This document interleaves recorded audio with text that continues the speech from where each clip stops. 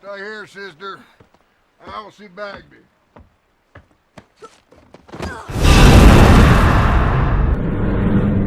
True Grit is one of 5 novels written by Charles Portis. Didn't really know much about him coming into this. And from what I read, like even after the movie came out in 69, the original, his books later still went out of print. So I don't think the adaptation did much for his writing career. Hopefully, it made him more money, at least with the initial movie deal. But I thought that was kind of interesting. And also, he died in 2010. So I'm not sure if he got to see an early version of the film, like a rough cut, or how much he participated in the Mm-hmm. movie. But I did read that the Coen brothers tried to stick more with adapting the book again rather than adapting the 69 film. The 69 film did star John Wayne, and I think that got him his only Oscar win. Correct. I'm looking at Charles Portis here. He died in February, so I don't have the exact date as to when the new one came out. So, but there's a good chance he probably didn't see it. Did you see the 69 version? Yeah, I had seen it before, and I actually watched it again prior to watching it, watching the new one today. So I've seen them both very, very recently now, like in the last 8 hours. Okay, cool. I saw them both once separately, years apart. But I've only seen them both once, and then I rewatched this one. I thought about maybe rewatching the 69 version, but I figured our review was just about this movie, not necessarily a compare and contrast, so I didn't bother. Um, but since you did see it recently, I'll bring up a few things that I don't remember as we go through the review, and we can probably just compare a few things then, since you did see it fairly recently. Did you have a preference of which one you preferred? Honestly, no. I thought they were both very similar, even down to the exact dialogue in some cases. Um, they were both very good, and yeah, no, I don't know which one I like better. I think they're both very equal. You know, they're very equal in many ways. Yeah. I waited years before I actually saw the Coen version, the Coen brothers version, because I like the 69 version so much. I'm like, the Coen brothers are only going to make so many films, and I love their movies. I'm like, why are you making something that's already been made before? Like put your efforts somewhere else. But when I did relent and saw it, I did like it. And on this rewatching, I liked it even more. I think it's a great film. Yeah, that was my.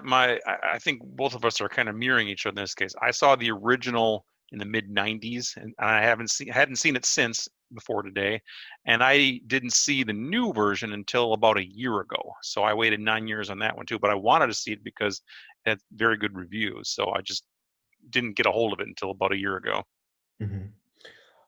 What did you think of, first of all, Jeff Bridges' performance in this as Rooster Cogburn on its own? And then how would you compare it to John Wayne's performance? Very similar. Again, these movies mirror each other in quite a few ways. The only thing I thought was a little over the top was his rough voice. Clearly, that's not his normal voice, and I don't have a problem with it per se, but it seemed a little too in character for me. Save your money. Meet me here at 7 o'clock tomorrow morning. We'll begin our coon hunt. Yeah, I liked it. I guess I have a similar feeling to you in that I thought it was good and I thought it felt authentic.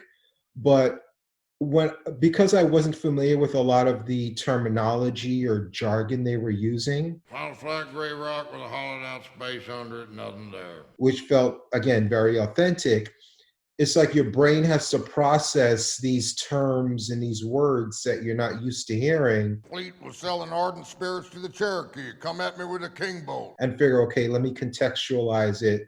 And without looking up these different words and terms, let me just let my brain process, okay, what does this mean? What does that mean?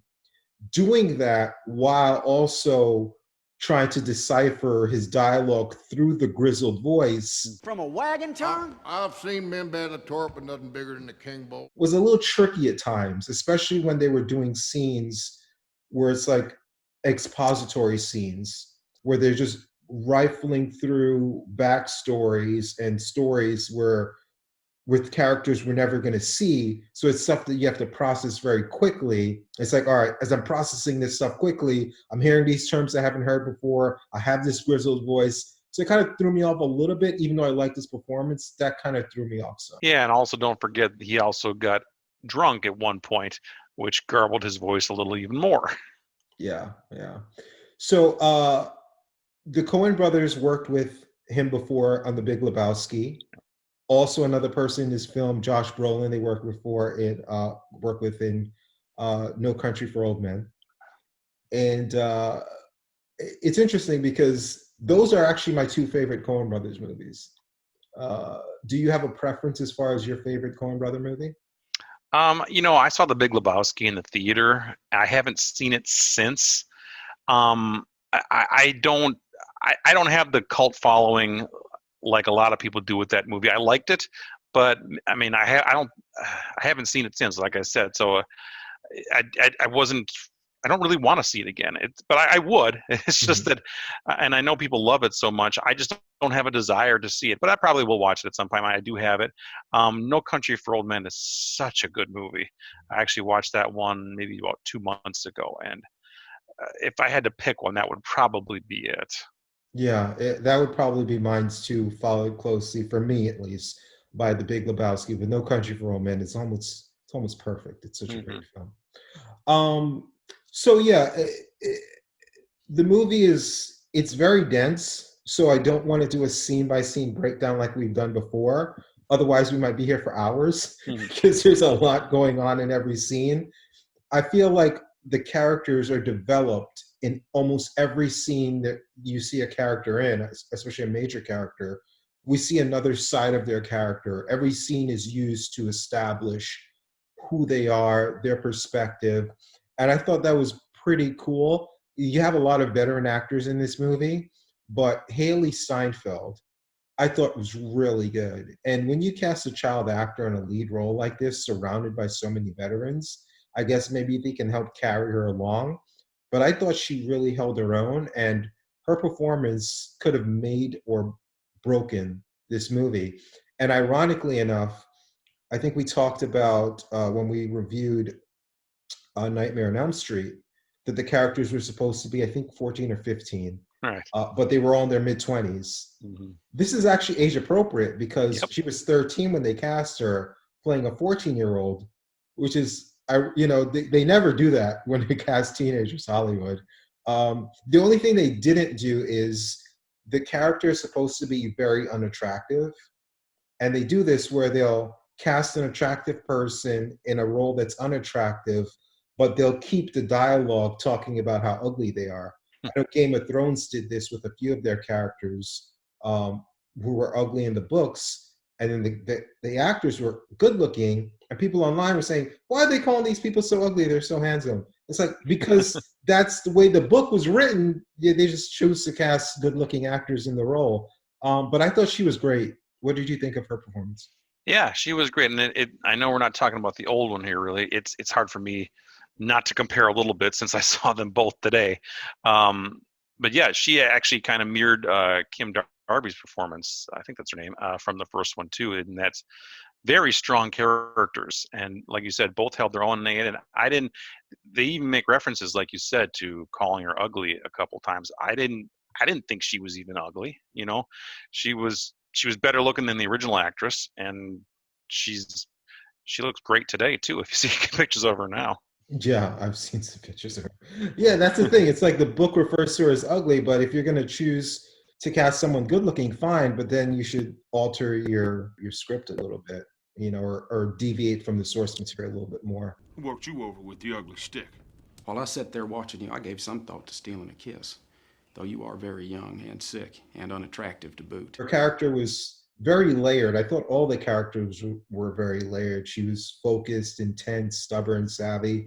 and you're seeing her portray all these different sides, and it's from a young actress. It was just really really interesting. um they're they did stick very closely to the book, according to the interviews I've read, which is also something ironically they did with No Country for Old Men, in that they took a lot of the text and made it dialogue, which is probably goes into why you're saying there's a lot of similarities.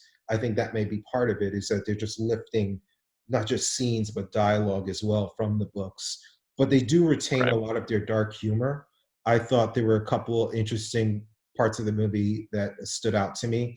Uh, Obviously, this is a very racist time in our country, something we can't relate to right now at all. Um, but it wasn't just the time in our country, but also Westerns in general were very racist. In the way they depicted Indians, you have the white actors being sprayed and tan. But I thought it was interesting. I viewed this as dark humor in that the Coen brothers were poking fun of that. There's an early scene where three guys are getting hanged, two white guys and an Indian, Native American. Compel them to go into low company.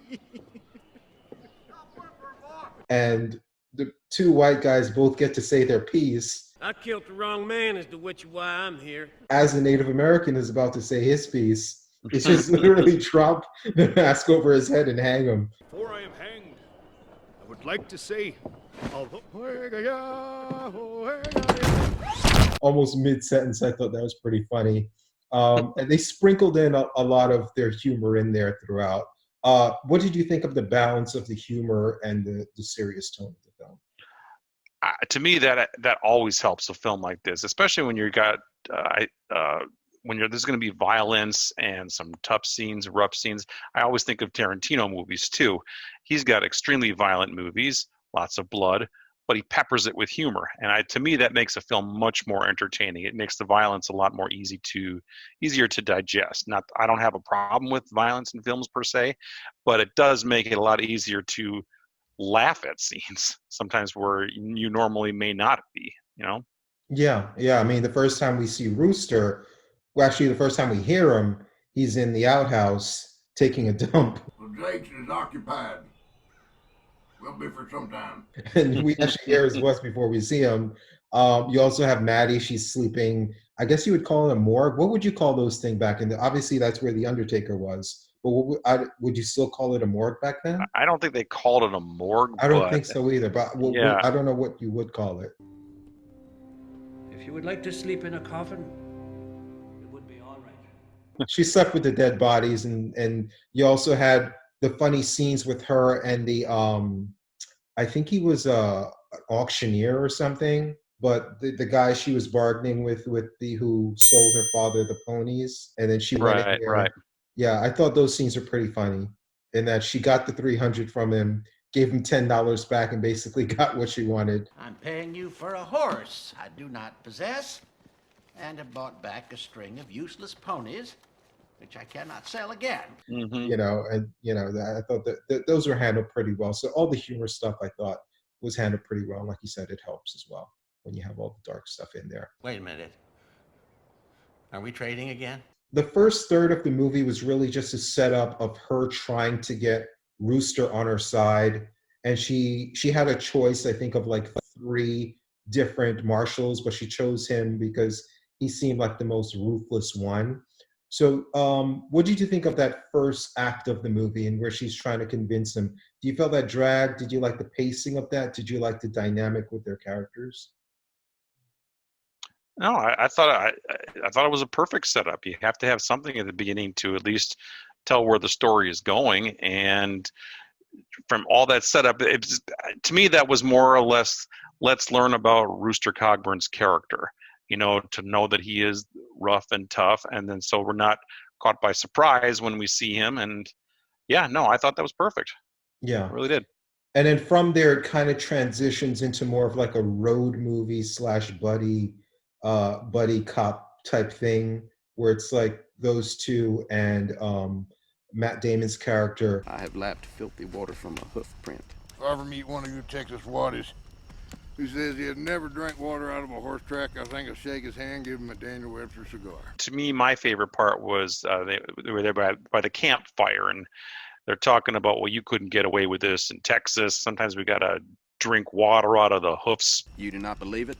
Oh, I believed it the first 25 times I heard it. Maybe it is true. Maybe lapping water off the ground is ranger policy. Or the footprints of a horse, and Jeff Bridges is just badgering him with insults. You're getting ready to show your ignorance now, Cogburn. I don't mind a little personal chaffing, but I won't hear anything against a ranger troop from a man like you. And they're going back and forth. I thought that was great. How long you boys been mounted on sheep down there? My white Appaloosa will still be galloping when that big American stud of yours is winded and collapsed. Yeah, their chemistry was really good. I think that was one of the highlights of the movie for me. Very, very believable. You know, they're obviously getting more and more threatening with each other. I never once thought they were going to start hurting each other. Now make another joke about it. You're only trying to put on a show for this girl, Maddie, with what you must think is a keen tongue. Because they're both kind of on the same side here. They're teammates, but nonetheless, there's an animosity there. But yeah. I loved it. This is like women talking. Yes, that is the way. Make me out foolish in this girl's eyes. I think she is. You pretty well figured. For a Western, it's kind of weird, but I looked at the time, and it was like almost past the halfway mark before we had an actual shootout. Blow! I will kill you! I'm played out! I need a doctor! We met Ned and Hayes 2 days ago.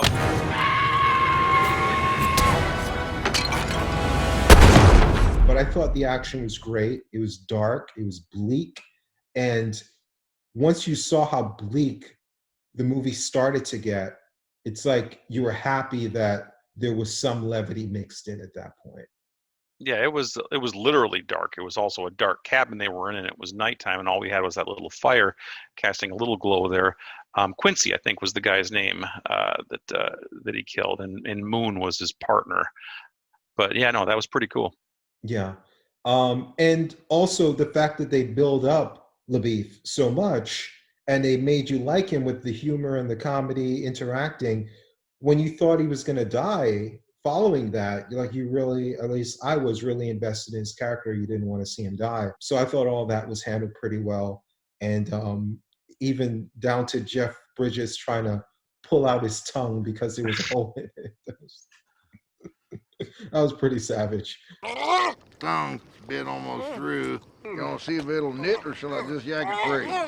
The characters actually do come to peace with each other. All the bickering kind of ends as they decide they're going to give up on the trail, because at this point they know they're after them, and they've done this before. A marshal, a ranger, they kind of know the deal. Once these guys know you're on their trail and they have a head start, it's pretty much over. They're ready to give up, but before they give up, all the three main characters kind of make peace with each other. There's a storytelling term for this. I read about this years ago in a book. I don't remember what the term is called. When everything kind of comes to a conclusion, and then you just so happen to bump into someone that keeps the movie going, and then she just so happens to bump into the guy that killed her father. I forget the term, but it's very serendipitous that she would happen to bump into him as they gave up and everything. I thought this was pretty interesting as well, in that they didn't make the main villain out to be like the big boss, like this tough guy that's going to have this end shootout, and he's like the biggest, toughest villain he's a coward, he's a weasel, he's like the lower end of his gang, he's like at the bottom rung. Let me ride up with you. Girl, I will pay you $50 out of my winnings. I am not happy. He's the derelict of the group. What did you think of the main villain being such a loser? Yeah, I wasn't expecting that. Like I said, it'd been years since, it's been quite a while since I'd seen the original. And the original is the same way. It's not a younger guy. It's an old, kind of like 70-year-old man that you're not expecting in that kind of role. And the same thing, whereas instead of making him an old man, they made him just kind of like an idiot. You know, you had to even tell him, don't touch her or you're not getting paid. You know, it's like you're talking to a child. Yeah, yeah. I thought it was interesting. I like it as a welcome change, because ultimately the movie wasn't about him anyway. Um, but yeah, yeah, I thought that was great. Now, in the original or the first version, did LaBeef die? I thought he died. I thought he Yeah, died in this one, but then he didn't. So I'm like, did he die in the original then? he definitely did when he got bashed in the head with a rock, and then they thought he was dead, but he wasn't. But he helped Rooster and the girl out of the snake pit, um, and but he was like on his last legs when he did that, and he basically just keeled over and died once he got them out. In the original. Yeah, from his head wounds from the rock Okay. Okay. fracturing his skull. Because in this one, again, I thought he lived in the original, died in this one. But in this one, I was surprised when I saw him get back up. I was like, I thought he died in this one. And then but we didn't even see him after that. But in the dialogue, in her narration at the end, she kind of implied that he lived, or that Right. at least in her mind, she thought that he lived. But she Which, never heard from. yeah, what I was going to say, which by the way, that whole ending sequence, that was all new for the 2010 version. None of that was in the original. Mm. It might have been in the book though, but Right. yeah, I thought that was interesting in that they kind of left it open ended. I guess he theoretically could have died because she didn't know, but because in her narration she said she hadn't heard from him, he'd be going on 80, but he could have been dead in this one as well. But they didn't make it explicit, I guess, like they did in the '69 version when you said you saw him fall over and die. Right. So like I said, I thought it was great that they didn't make it about the bad guy. I felt for me the movie was about her quest for closure, and it's showing you like how being obsessed with something and her obsessive quest, it kind of destroyed her. Um, Not only mentally but physically. Like she lost her pony got shot. No, no, no! Oh, no! She lost her arm. By the time we reached Bagby's store, my hand had turned black. I was not awake when I lost the arm. That's like a physical reminder every way she goes that this quest costed her her arm, her horse. And I think her journey was more about, she was looking for closure for the death of her father, but also looking for another father figure as well. And I think she viewed Rooster as a father figure. And the way she thought of him, the way she talked about him, and the way she tried to reconnect with him. What did you think as far as like analyzing the movie as a whole? Like, what did you think was the purpose of it? Like, as far as maybe not even the book necessarily, but the Coen brothers' vision. Like, where did you think they were taking you with this? Well, I hadn't even thought about that father figure thing, but you make some valid points there. I was struck by her. I don't even want to say maturity. It seemed like her character lacks any sort of emotion. Did she even shed a tear? I mean, she was so matter of fact about, okay, father's dead. All right, we got to do this. We got to do this. We got to do this. We got to catch him. We got to do this. She seemed to be pretty emotionless, even at the end of the movie when she's walking, and she just seemed like somebody who wouldn't be fun to hang out with, you know? I kind of view that as her doing that to herself, like a part of her, she killed a part of herself in going after this quest. It's like, instead of being someone who's going to let their emotion out, grieve, and deal with the loss, she just hardened and turned into something else as this vicious person just looking for this obsessive quest of revenge. Even after he's dead and she has the venom in her arm, she's like, oh, we got to get him. He's getting away. Who's getting away, sis? Cheney. After he's already been killed. Stand up, Tom Cheney!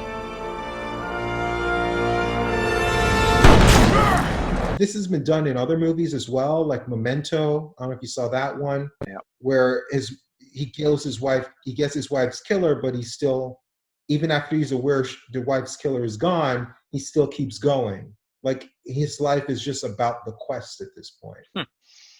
Yeah, I mean, she's clearly a tough character. I was just, I don't know. I was just struck by her lack of emotion. I didn't see there was that much before her quest even, like That's she true. finds out her dad is dead and she's just talking to the Undertaker guy. She's like, okay, we got to do this. We got to do that. She was very matter of fact when she went to the sheriff, this is where he is. Why aren't you chasing him? I can imagine most people would be in hysterics, I'm guessing her father was basically the only person she had in her life, and all of a sudden he's gone, and she's a little girl at 14 years old. A normal 14-year-old girl would probably be just beside herself with emotion and hysterics, but no, she's just a tough little bastard. Yeah. The way she talks about the mother as well, she clearly doesn't have a lot of respect for her because she was like saying she could barely read. She's basically talking to her like her mother's the child. When she's talking about like tying up the loose ends. When I think maybe it was the Undertaker she was talking to about her mother, but she was saying her mother could barely read. She's at home watching the two kids. I'm here to take care of business. Come to me, I'll deal with things. And I just think like her childhood died then, and part of her died. And I think that there's a lesson to be learned there. You just have to be able to just let things go.